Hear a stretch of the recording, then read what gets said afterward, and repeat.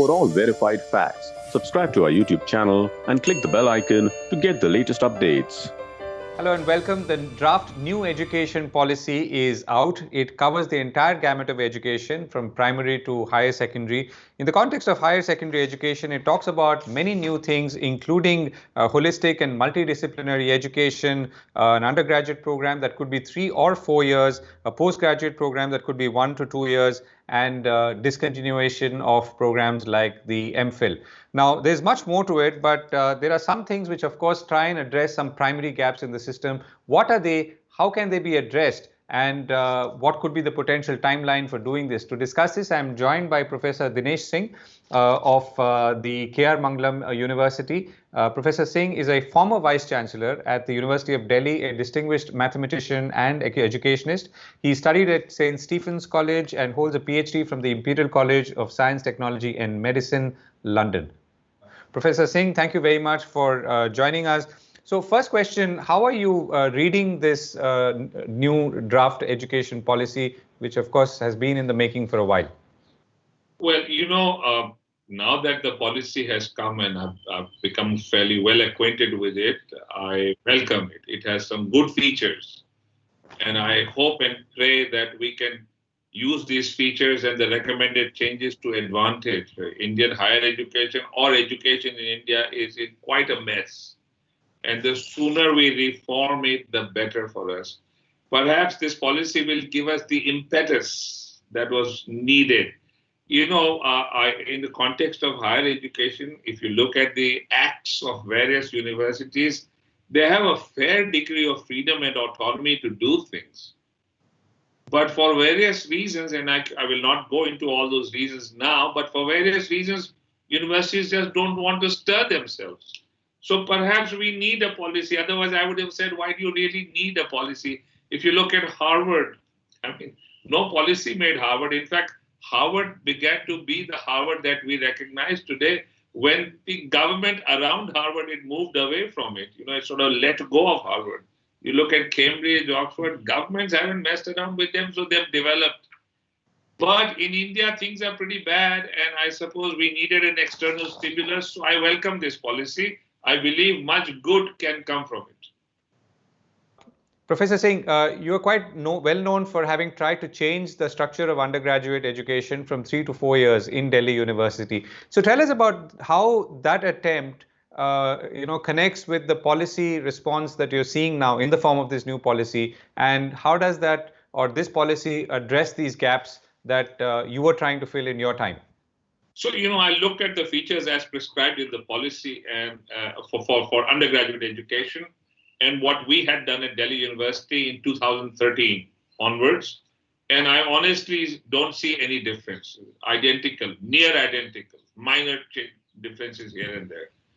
And because we tried those things at that time with much success in Delhi, at Delhi University, I am also enthused about the recommendations here. They bring you results. The kind of things that began to happen at Delhi University at the level of undergraduate education was phenomenal.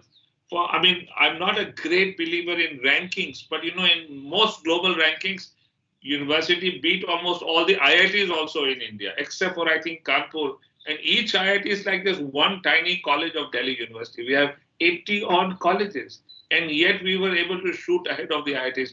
In terms of science, education, and research, we beat all the IITs hollow, and our rankings shot up significantly at the global level, shot up very hard.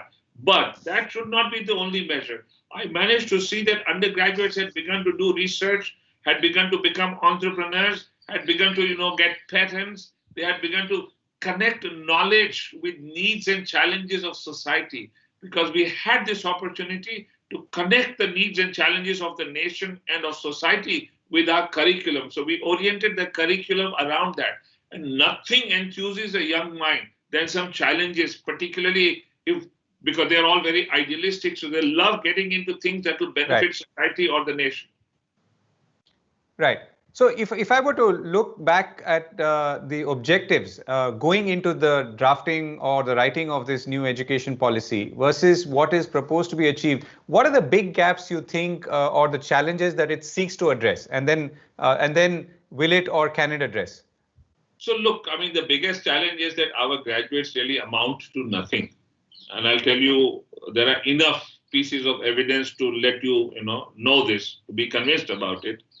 When I became Vice Chancellor at Delhi University, I managed to get a well-known multinational firm that deals with finance from Bombay to come and interview our students for jobs. They had hundreds of them because they were expanding in India in a big way.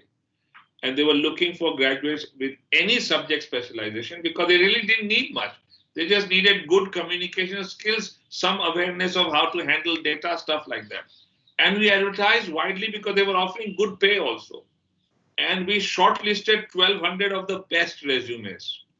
And then a whole team flew down from Mumbai and they spent many days, and we didn't let them know anything about the student besides his discipline and his marks, no social background, no college. We didn't let them know. Guess how many they selected? Just 3. They told me that they're not going to come back again. So that was the state that higher education has been in India. And if you think that that was peculiar only for Delhi University for that year, no. Wherever I've delved into things, I find that they're pretty bad. And let us not be too proud of the IITs. I admire them for many things, most of all because they attract really good students.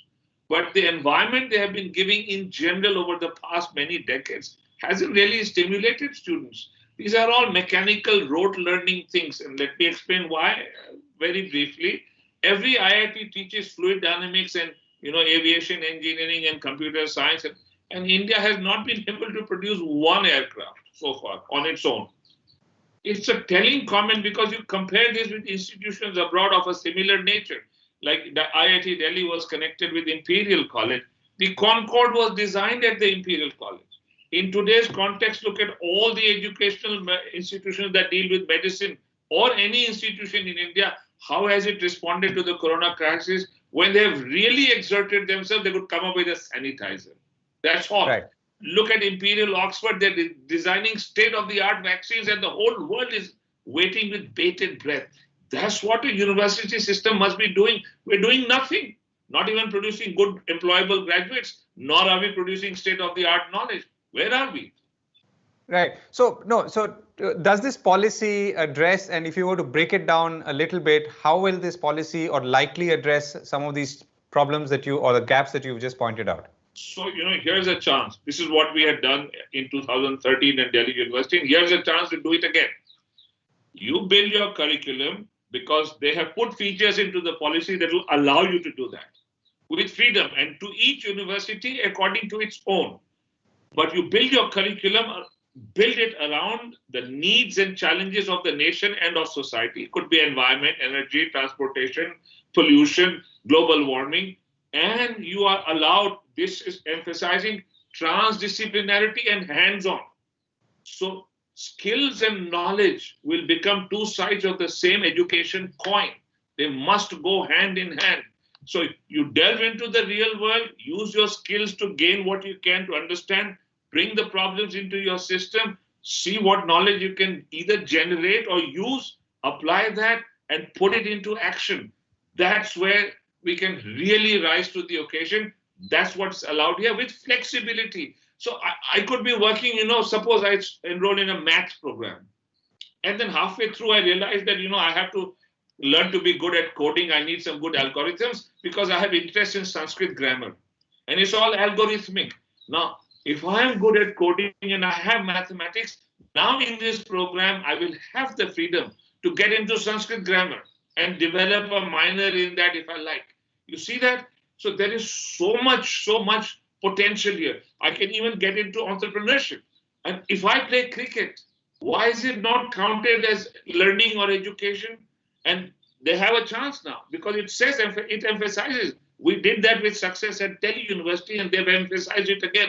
Break the barriers between the so-called traditional knowledge disciplines and these so-called extracurricular, co-curricular or sports activities. Just bridge them together. That's what we need to do, and there are chances now to do that. Right. Last question. So as what's your sense on, like the multidisciplinary approach you talked about? How do you see it being rolled out, and in terms of timelines, or is this something that's going to take much longer?